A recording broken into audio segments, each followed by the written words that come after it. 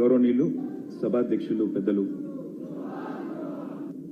CPM రాష్ట్ర కార్యదర్శి తమ్మినేని గారు, పెద్దలు వేదికపైన ఆసీనులైన గౌరవనీయులు శ్రీ బివి రాఘుల్ గారు, పెద్దలు నాగర్ కర్నూల్ పార్లమెంట్ సభ్యులు శ్రీ మల్లు రవి గారు, గౌరవనీయులైన శాసన మండలి సభ్యులు పెద్దలు కోదండరామ్ గారు, గౌరవ శాసనసభ్యులు పెద్దలు పూర్వాశ్రమంలో మీతో పాటు కలిసి పనిచేసిన మిత్రులు, ఈరోజు మా శాసనసభ్యులు సోదరుడు పల్లా రాజేశ్వరరెడ్డి గారు, గౌరవనీయులు సహచర శాసనసభ్యులు మాగంటి గోపీనాథ్ గారు, గౌరవ సహచర శాసనసభ్యులు పెద్దలు శ్రీ ముఠా గోపాల్ గారు, అంబర్పేట శాసనసభ్యులు పెద్దలు కాలేరు వెంకటేష్ గారు, వేదిక పైన ఆసీనులైన మహామహులందరికీ పేరు పేరున సిపిఎం రాష్ట్ర నాయకులకి, అదేవిధంగా నలుమూలల నుంచి, తెలంగాణ నలుమూలల నుంచి, అదేవిధంగా ఆంధ్రప్రదేశ్ నుంచి కూడా విచ్చేసిన సోదరులందరికీ కూడా హృదయపూర్వకంగా నమస్కారం.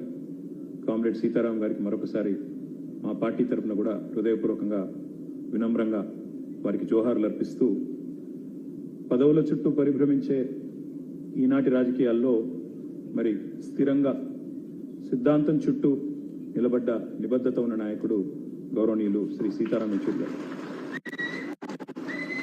ఎప్పుడు ఏ కండువా మారుస్తారో తెలియని ఫిరాయింపుల ఈ కలలో కడదాకా కమ్యూనిస్టుగా బతికిన ఆదర్శ నేత, ఢిల్లీలో వెలిగిన అసలైన హైదరాబాదీ బిడ్డ యెచూరి గారు. హైదరాబాదీ బిడ్డ అని ఎందుకంటున్నా అంటే, మాకు కూడా పూర్వాశ్రమంలో కొంత కనెక్షన్ ఉంది. అదేమంటే, వారు చదువుకున్నది ఆల్ సెయింట్స్ స్కూల్లో, నేను చదువుకున్నది దాని పక్కనే రోడ్ యువతల గ్రామర్ స్కూల్లో. అదేవిధంగా వారు తర్వాత నిజాం కాలేజీలో గ్రాడ్యుయేషన్ చేశారు. నేను కూడా కొద్ది కాలం తర్వాత నేను కూడా అక్కడే చేస్తున్నాను. కాబట్టి అందుకే హైదరాబాద్ బిడ్డ అనే మాట వాడతాం. ఓట్ల రాజకీయం వేరు, ప్రజల రాజకీయం వేరు. మేము ఓట్ల రాజకీయంలో వెనుకబడ్డా ప్రజల కోసం జరిగే పోరాటంలో మాత్రం ముందున్నాం, ప్రజల మనసులో ఉన్నామని ఆయన ఒకసారి చెప్పిన మాట నాకు బాగా గుర్తున్నమాట. నాయకులుగా, పాలకులుగా ఉండి పోరాటాలంటే తెలియని వారు ఎందరో ఉండొచ్చు. ప్రజలంటే కేవలం ఓటు బ్యాంకులుగా మాత్రమే చూసేవారు ఇంకెందరో ఉన్నారు. కానీ ఉన్నత చదువులు చదువుకున్న ఒక కుటుంబంలో, స్వయాన మేనమామగా ఒక ఐఏఎస్ ఆఫీసర్గా ఉన్న ఒక కుటుంబంలో పుట్టి అణగారిన వర్గాల కోసం ప్రశ్నించే గొంతుకగా ఎదిగిన వ్యక్తిత్వం చాలా గొప్ప విషయం అని చెప్పక తప్పదు. పోరాటాల నుండి వచ్చిన నాయకత్వానికి ప్రజల కష్టం, సుఖం, దుఃఖం తెలుస్తుందంటారు. అలాంటి వారిలో యెచూరి గారు ఒకరిని నేను బలంగా నమ్ముతాను. తిట్లు, బూతులు, రోత మాటలు రాజకీయంగా చలామణి అవుతున్న ఈ రోజుల్లో యెచూరి గారి హుందాతనం ఒక అద్భుత పాఠం భవిష్యత్ రాజకీయ నాయకులకనే మాట కూడా చెప్పక తప్పదు.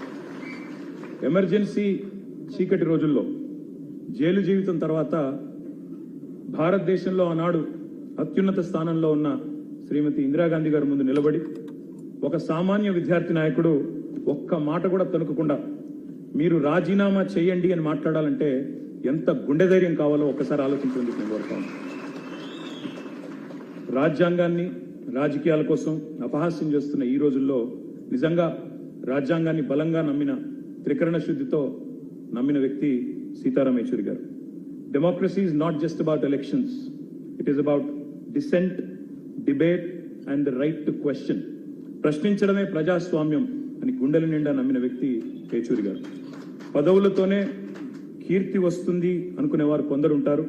కానీ పదవులు లేకున్నా ఐడియాలజీ, ప్రజా సమస్యల పట్ల అవగాహన, పనిచేయాలన్న తపన, నిత్యం ప్రజా సంక్షేమం కోసం పనిచేసే ఆలోచన, నిత్యం కొత్తది నేర్చుకోవాలి అనే ఒక అభిలాష ప్రజల మనసులో చిరస్థాయిగా, చిరంజీవిగా నిలబడేలా చేస్తుంది అనడానికి యెచూరి గారి జీవితం ఒక ఉదాహరణగా నేను భావిస్తాను. మా పార్టీలు వేరు కావచ్చు, మా సిద్ధాంతాలు వేరు కావచ్చు.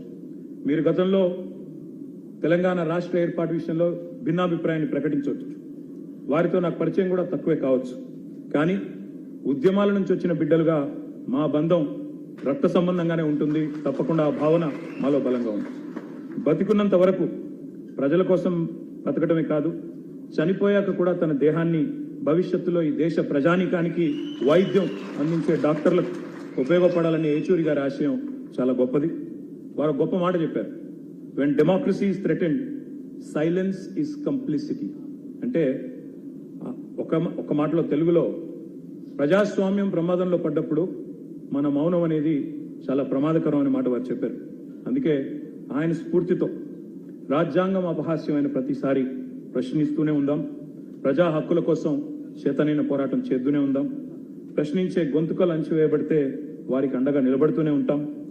అదే మనందరం కూడా ఏచూరి గారికి మనస్ఫూర్తిగా ఇవ్వగలిగే నివాళి అని నేను భావిస్తా ఉన్నాను. నమ్మిన సిద్ధాంతానికి ఆఖరి వరకు కట్టుబడి పోరాడిన సీతారాం ఏచూరి గారి జీవితం మాలాంటి కొత్త తరం నాయకులందరికీ కూడా ఆదర్శం. ఒక్క మాట చివరిగా చెప్పి నేను ముగిస్తాను. If I ever feel lost in the battle, I will look at Sitaram Yechury గారు for inspiration. Lal Salaam comrade. Thank you.